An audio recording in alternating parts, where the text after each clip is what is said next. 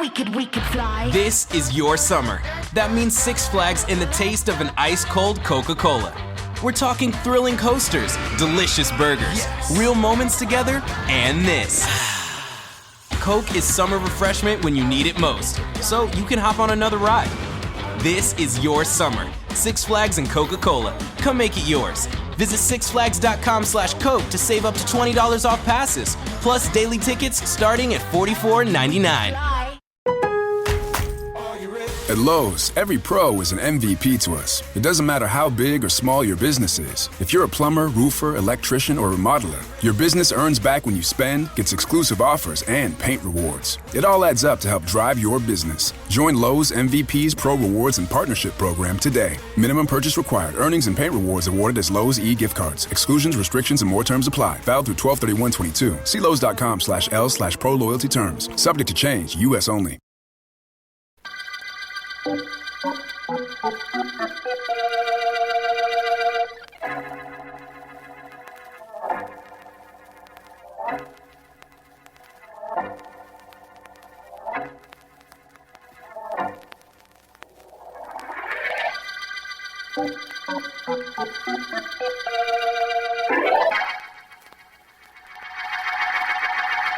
I'll call Jim if you want, George, but he's shaving. Well, it's all right, Sylvia. I'd much rather talk to you. Thanks. That's one of those things I'd much rather not remember.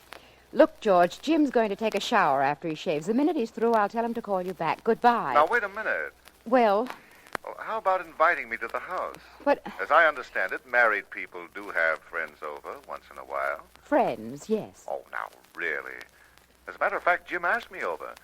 I'm supposed to be there now. Well, but... Sylvia, the only thing you can possibly have against me is the fact that I like you. Now, is that a... Open up in there! Open this door! What was that? Wait a minute. Who is it? I'm a police officer. Open this door, quickly. Goodbye, George. But, Sylvia... Hurry with this door. I'm coming. Now, what is all this? Where's the room with a narrow window, lady? Fast, where is it? The bathroom, right this way. What's the matter? That's what I'm going to find out. This scrubbing brush came flying through that window into the street a second ago. Who's in this room? My husband. He threw the brush through the window? That's what I said. Now I'm going to find out why. You inside. Open up. Oh, stop being so dramatic. The door's not locked. Oh, well then... Jim, tell this officer... Jim! Your husband isn't going to be telling anybody anything ever, lady. He's dead. And from here it looks like he's dead from very unnatural causes. I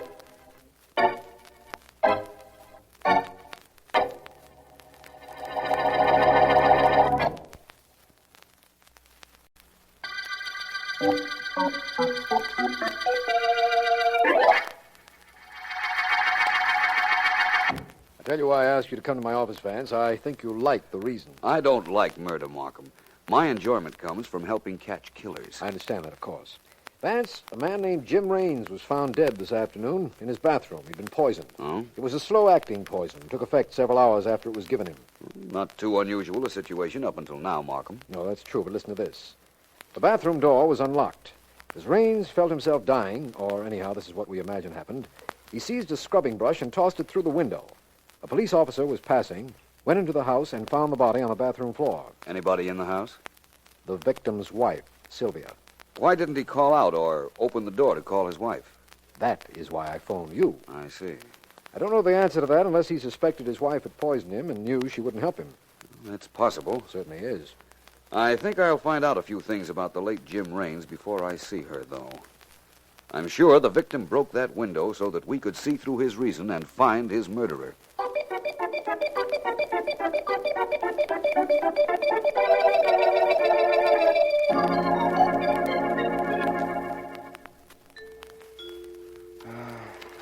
Just a moment, please. Be right with you. Well, this is a surprise. Come in, come in. Please sit down, Mrs. Raines. May I say that black is a very becoming color? Why did you kill my husband? Oh, Sylvia, please, I didn't kill Jim. Why should I have killed him? You had lunch with him. You poisoned him. You wanted me, didn't you? You knew I wouldn't have anything to do with you while he was alive, so you killed him. You killed him, and now I'm going to kill you. Now, Sylvia, don't be ridiculous. Put that gun down. You took Jim away from me. You're a murderer, but you'll never be caught. You're too clever. Now, my dear. See how smart you really are. See if you can outthink a bullet. You fool! Give me that gun! Out there. That's better. You ought to either not carry a gun, my dear, or learn to aim it properly. So, you imagine I poisoned Jim. It's true I did have lunch with him. But have you forgotten? I was due at your house when he died.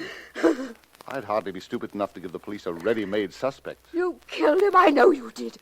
You know, Sylvia, this could have been a very good act you put on. Let's say you poisoned Joe. What? Let's just say that. You came here carrying a gun, accuse me, purposely fire a wild shot. The perfect picture of an innocent, outraged wife. Sylvia, you're out of your mind. Maybe I'm not the only one that's clever. Maybe it's just what I've always suspected. That you and I would make such a wonderful team.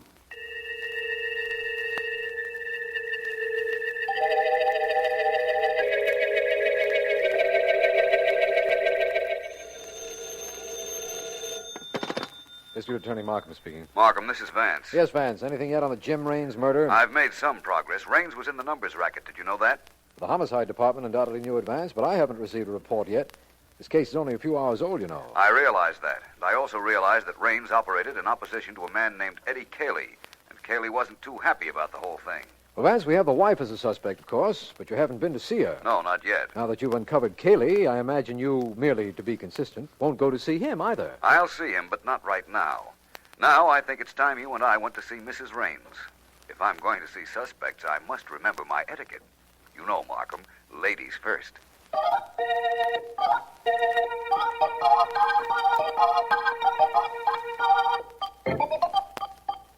What was the take for today, Whitey? I don't know yet, Eddie. Why not? It takes me a little time to add up figures. But I like figures. You ever hear anything like that? I like figures and I don't understand them. So what? I like women, and nobody understands them. All the runners bringing their slips? All except Squirmy. He's due any minute. 6, 8... Take off your shoes for that number, Whitey. Huh? It's over 10. You'll run out of fingers to count on. Gee, I like mathematics. Hey, that must be Squirmy now, Eddie. Yeah, okay. 4, 12... Come on in after I press the buzzer to open the door.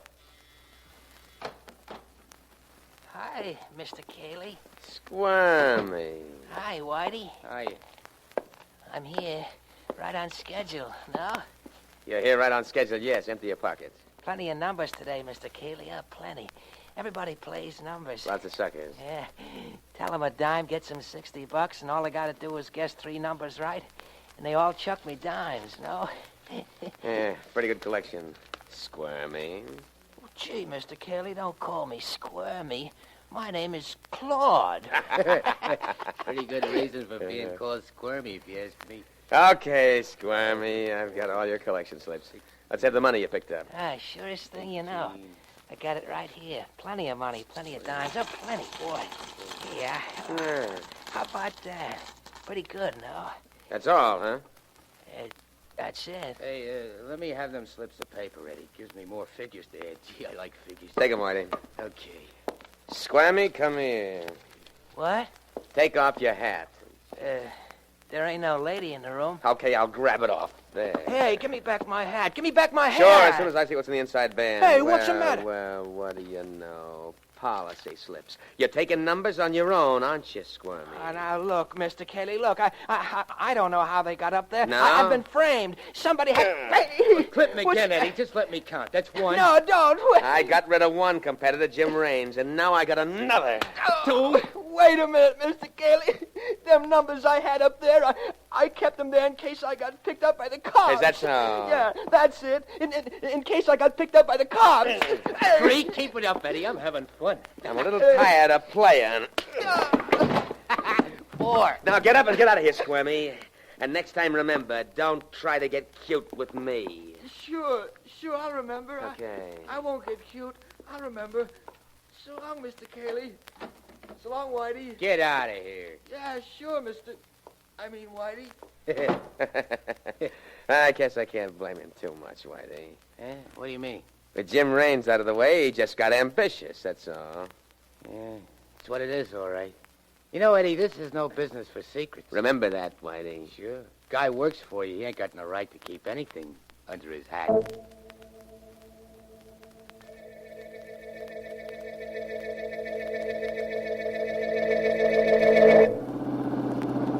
I think we're heading in the right direction, Markham. In the car or in the case, Vance? Both. We're on the way to see Mrs. Raines, armed with several pertinent bits of information. That her husband was in the numbers racket, that he had a tough competitor named Eddie Cayley, and what else? That he was quite a bit older than his wife. We have a foundation, of course, Vance. But the puzzling features of this case are still unexplained. Why did Raines throw a brush through the window when he could have opened the door? And who fed him poison? Yes. Well, I imagine we'll have the answers to those questions very soon. After you, Markham. Right? Markham, what has the homicide department reported since our talk a little while ago? Anything at all? Nothing of interest. They traced Raines' movements during the day and found he had lunch with a George Morrow. Very respectable individual, as I understand it, and a good friend of the dead man's. But they did have lunch together, which makes Morrow a potential suspect in case we run out of those we already have. If you say so. The bell, Vance? If you say so. There we are. Let me see now. Raines has been dead how long up till now? Exactly 4.5 hours. Right. That means that... Yes? Well, I'm District Attorney Markham, Mrs. Raines. This is Philo Vance. We'd like to come in if you don't mind. Oh, by all means. How can I help you? We're not sure. Mrs. Raines, your husband has been dead only a little over 4 hours. I notice a black coat and hat here in the hall, and you're wearing a black dress. Isn't that customary when one is in mourning? Yes, it is. You had all these clothes before your husband's death? Every well-dressed woman has at least one black dress, Mr. Vance. And the coat? I just happen to have a black coat. I understand. Mrs. Raines, what we'd like to find out is this.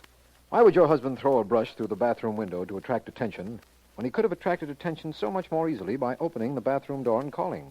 I don't know. You were home at the time. I was on the telephone talking to a friend of Jim's, a man named George Morrow. He was telling me that Jim expected him at the house, and just then the policeman pounded on the door. Do you mind if I see the bathroom? No, why should I? This way. Come along, Markham. Right. Jim was shaving. He was going to take a shower after he'd finished. I could hear the shower running while I was on the telephone. Who shut off the water? I don't know. I don't think it was running when the policeman and I found Jim's body. I'm sure it wasn't. You were hysterical from shock. A detail such as that might have slipped your mind. The water had been turned off. Well, what's so important about that? I'll let you know in a moment. I want to turn on that shower. Well, go ahead. I don't know what this is supposed to prove, Vance, except that there's hot water in the shower. You aren't the only one who doesn't know what else Mr. Vance is trying to prove. Mr. Vance isn't trying to prove anything. Mr. Vance has already proven it. What? All right, please, both of you, get out. Get out, please. What's the hurry? What's with the pushing? I'm sorry. I hope you have a good reason for rushing us out of there, Mr. Vance. I have the best reason in the world. Markham, I want a 24-hour police guard placed in front of this bathroom. What? I want it closed to everybody until I ask for it to be opened. That could be arranged, I imagine. You want to tell me why, Vance? Certainly. There's something in that bathroom that tells me definitely who poisoned Jim Raines.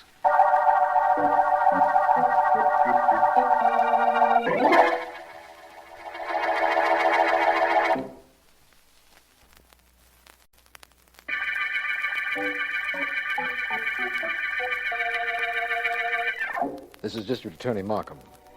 The shower bath murder case opened when Jim Raines, numbers racketeer, was found poisoned in his bathroom. We know the poison had been administered several hours before.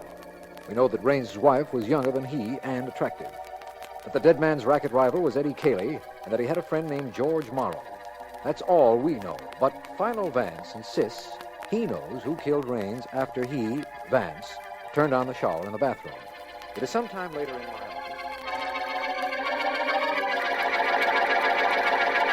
Still not talking, Vance? What's the point of telling you, Markham? You need evidence that will stand up in court. I don't have it. Will you get it? That's the question. I'm going to try. Well, you've been... I know what you're going to say, that I've been reasonably successful in getting proof for you before. But each case is different, Markham. Precedent hasn't any importance because there never has been a case like this. Could you tell me why Jim Raines threw that brush instead of opening the door? Yes, I can, but I won't. I know why he did it. I know everything about this case now. All I have to do is take the mystery of that shower and use it to make a murderer come clean.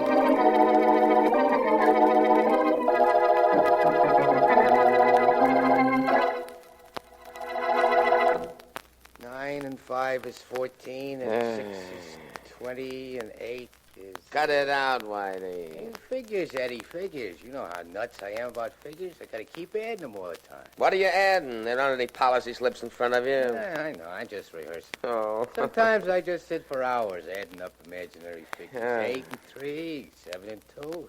It's fascinating, Eddie. Wait till you hear about subtraction. You'll really be in for Hey. a great treat. Who's that? I don't know. It's somebody who doesn't know the code knock. Now, wait here, Whitey. I'm going to find out. Who is it? I'm George Morrow. I'm looking for Eddie Cayley. What are you looking for him for? I'll tell him. Hit the buzzer, Whitey. We'll let this guy in. I'm Cayley. Oh? Come on in. What's on your mind, Morrow?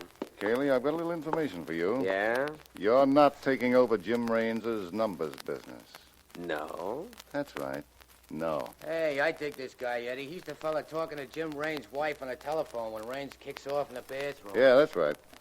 I knew Raines's racket. I was all set to take it over when I heard that you've moved over to Raines's side of town. So what? Move back, Cayley. Quick. That's all. Oh, is it? Will you listen to me? Now, you take your hands off me. I'll take them off. Tomorrow, I don't think I like being shoved around. When you know for sure, tell me. Go ahead, boys. Take care of him. That way I get to do some counting. Okay, here we go. Come on. Whitey, Whitey, I think I'll need some help with this guy. Okay, boy.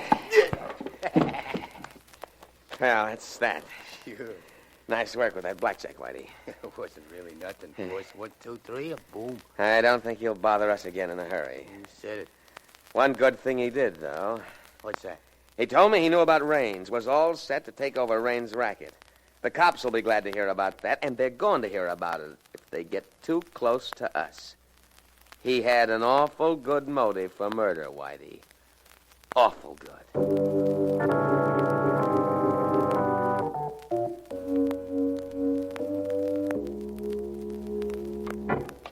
All I can tell you about Cayley is what you already know, Vance. He's in the numbers racket. He has a couple of runners who collect policy slips for him, and one of them is this fellow they call Squirmy. He's supposed to hang around this territory somewhere. You'll know him when you see him. Yes, I looked at his gallery pictures a little while ago. And, Vance. Yeah? I think that's the man right there in front of that store. Do I look disreputable enough? Pull your hat down over your eyes a little more. All right. That's it. Go ahead, Vance, and I wish you luck. Let me know if there's anything I can do. I will. Hi. Hi. I got a hunch and a number. How much of a hunch, huh? Quarter's weight. Give me the 2 bits. Write the number you like on a hunk of paper and meet me tomorrow right here if you hit. Okay, no? Yeah. Here you are. Thanks. You hang out right here in this corner? That's right. See you tomorrow if you get lucky. My friend, I'll see you long before that if I really get lucky.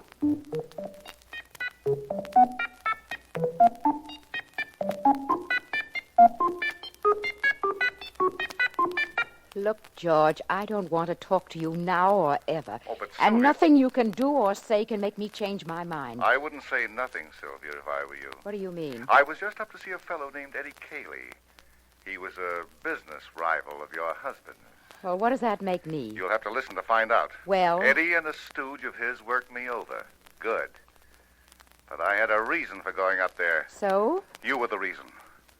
So don't you think you should be a little reasonable?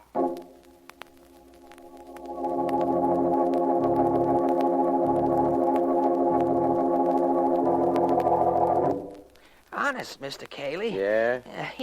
Here's my hat. Nothing in it. See? You sure? Yeah, all the policy slips just like I collected them. That's a good boy. Yeah, sure, thanks. And all the money I got. You got a lot of them, Eddie. I'm having a swell time adding up these numbers. Well, enjoy yourself, Whitey. Yeah. Say, I wonder why the other runners haven't come in. It's time for them to be here, isn't it? If you say it's time, Mr. Cayley, it sure is time. No? Thank you, Claude. Gee, thank you. Hey, that's our knock. Must Be one of the boys now, Eddie. Want to let him in? Certainly. Hey. Hey. That ain't one of our boys. I'm not one of anybody's boys. I'm Philo Vance. How did you know the knock we used? Sensible question. That seems to indicate that you're the head man. You are Cayley. That's right. And you want to know about the knock? Yeah. Well, I was watching down the hall when Squirmy here knocked at the door. Oh, gee, Mr. Cayley, I didn't know. Honest, I didn't. Shut up. Oh, shut up? Okay. Now he'll call me squirmy. Will you cut that out? You were watching, Vance, and listening. I stand corrected. Well, Cayley, you want to know why I'm here. Keep talking. That's simple. You're in the numbers racket. So was Jim Raines. That's a very definite connection between you two. Now, wait a minute, Vance. I know who you are. You're no cop, and that means I'm not ratting on anybody. But George Morrow wanted in on Raines's racket. He told me that himself. If you're looking for Raines's killer, you don't have to look any further than him. Thank you. But I think this numbers business of yours, Cayley, is sufficient to lock you up until I get ready. Whitey, the blackjack. Yeah. Grab him, Squirmy. I don't grab so easily, my friend. Come on, Whitey. Three of us ought to handle this one. All right, everybody, stop that fight. Stop it or I'll shoot. Well, the district attorney and a gun. Yes. I'm getting up in the world. Markham, you interrupted the proceedings just when I was starting to enjoy myself. But I'm glad you did. I'm very anxious to get this case over with. I followed you as you asked me to, Vance. Do I take Cayley in as Jim Raines' murderer? No, just on the numbers racket charge, Markham. Nobody here killed Jim Raines. But let's go to Raines' house, and I'll point out somebody there who did.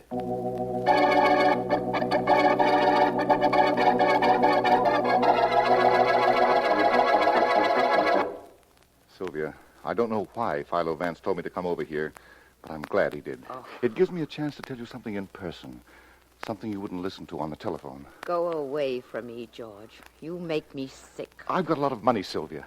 I know where to get more. I want to marry you. We'll work things out so they'll be just the way you want them. Get out of here. I don't care if 9 Philo Vances ask you to come over. I tell you to get out. You disgust me. You can't talk to me that way, Sylvia. You can't. I won't let you. Try and stop me. Oh, now, Sylvia. you either get out of here, George, or I will. Take your choice, only don't take too long to make up your mind. Sylvia, you've got to listen to me.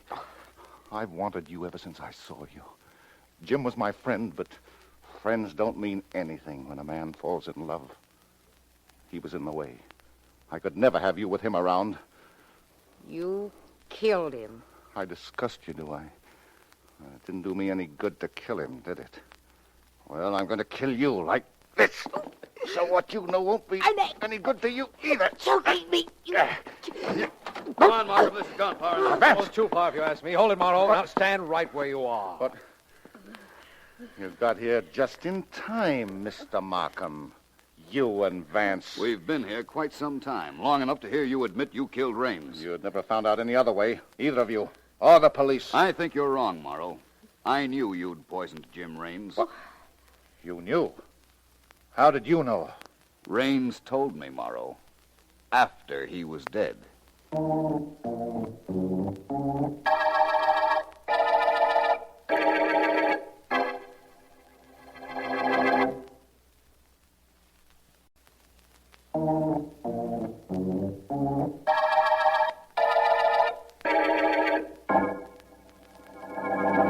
Before we go into the Raines bathroom, Markham, you realize why we went up to Eddie Cayley's headquarters. Break up his policy operation. Exactly. Then, too, I needed a little time to contact Morrow, have him go over to see Mrs. Raines. And I had to be sure Mrs. Raines knew the part I rehearsed her in. I understand all that, but there's something I don't understand. Jim Raines was in that bathroom. He had finished shaving and was about to take a shower. He felt himself dying, and instead of opening the door and calling for help, he tossed a brush through the bathroom window. How are you going to explain that? I will, I promise you. And I'll begin by telling you that he thought George Morrow was in the living room. Remember, Raines' wife told us that when she was on the phone with Morrow, Morrow mentioned he was due at the Raines house, and that was the reason for his phone call. Yes, that's right. Very well. Raines died thinking that Morrow might be in his apartment. That's why he threw the brush through the window instead of opening the door. He didn't want Morrow to come in and find his body. Why not? And what did you mean by saying Raines told you who killed him? I'll show you. Come into the bathroom. All right. I'm here and waiting to be shown. I closed the door. and turn on the hot water in the shower. Turn on... This was the situation Raines was in, identically. Take a look at that bathroom door, Markham. What do you see? I see a mirror. That's not unusual. Watch the mirror. Yes. What's happening? It's clouding up. The steam from the hot water is covering... Vance! There's writing on that mirror. Read it, Markham. It's just becoming legible. George Morrow poisoned me. Then there's the beginning of Jim Raines' signature. Vance, this is fantastic. Is it? I think not. Raines wrote that when he realized what had happened to him, and he knew Morrow had poisoned him. But he was afraid Morrow was in the house. So he didn't open the door. That's reasonable. Morrow would have come rushing in and wiped off the mirror. Raines was very clever. He wanted the bathroom window broken, knowing that the steam would be dissipated by the draft, and the writing on the mirror would disappear with it. Oh. But it could be brought back by anybody who would wonder, just as we wondered, why a window was broken when a door was available. The writing stayed on the mirror. I don't understand that. Try it sometime with your own mirror, Markham. Steam it. Write on it. When the steam disappears, the writing disappears. Re-steam it. The writing comes back. Now you know the whole story. Yes, thanks to you, I know the story and the motive. And I see why you had to have proof of his guilt. A proof we overheard when he talked to Mrs. Raines, even though you knew Morrow was our murderer right from the beginning. Yes, Markham. I saw this handwriting on the mirror at the beginning of our adventure. But Morrow sees the handwriting on the wall at the end of the shower bath murder case.